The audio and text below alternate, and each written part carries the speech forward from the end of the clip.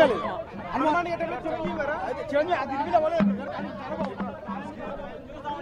అసలు కళ్ళు చెదిరిపోయినాయన్న. అసలు ఈ విధంగా నేను చూస్తా అనుకోలేదన్నమాట.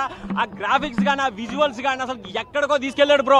అసలుకి నిజంగా హనుమాన్ ఉండే లోకంలోకే తీసుకొని పోయాడు అనమాట. సినిమా అయితే చాలా చాలా బాగుంది బ్రో. అసలు తేజ సజ్జ పర్ఫార్మెన్స్ ఉందన్న. పీక్స్ అంటే peaks. Prashanth Varma worth movie వేరే లెవెల్ వర్త్. అదే నీకు గుర్తు పెట్టుకో. సినిమా అయితే ర్యాంప్ ఆడిచి పండుగన్న. వరలక్ష్మి శరత్ కుమార్ ఉందన్న. ఏందన్నా ఫైట్. ఆ టెంకాయలు తీసుకొని నూకుతా ఉంటే అసలు బుర్ర పాడైపోతా ఉంది బ్రో. ఇంటర్వెల్ ముందు ఒక ఉంటది ఒక యాక్షన్ సీన్. అదైతే పీక్స్ అంటే పీక్స్ బ్రో. ఎస్పెషల్లీ విజువల్స్ కి వేలయ్యాల్సిందే, గ్రాఫిక్స్ కి గడగల్లాడిపోవాల్సిందే. ఇష్టం వచ్చినట్టు చూపించాడు బ్రో ఆంజనేయ స్వామిని. చాలు. అతనికి ఒక దేవుడి సినిమా ఈ విధంగా కమర్షియల్ గా ఇట్టు కొడుతుందని నేను అనుకున్నాను. కానీ చూసిన తర్వాత అయితే బుర్ర ఎగిరిపోయిందనా. ఆ విధంగా తీసుకెళ్లాడు ప్రశాంత్ వర్మ. కాలు రెగరేసుకొని ఒకటే చెప్తా ఉన్నాను, ఇంకా బాలీవుడ్ లో కానీ దున్నుతుందన్న సినిమా అయితే వేరే లెవెల్ గా ఉంది బ్రో. ఖచ్చితంగా ఫ్యామిలీతో కలిసి చూడండి. మీకు ఈ రోజు నుంచే పండగ స్టార్ట్ అవుతుంది.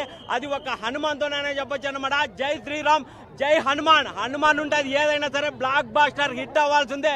ర్యాంప్ ఆడిచి పాడి వచ్చాడు bro. Hats off to Hanuman. Thank you.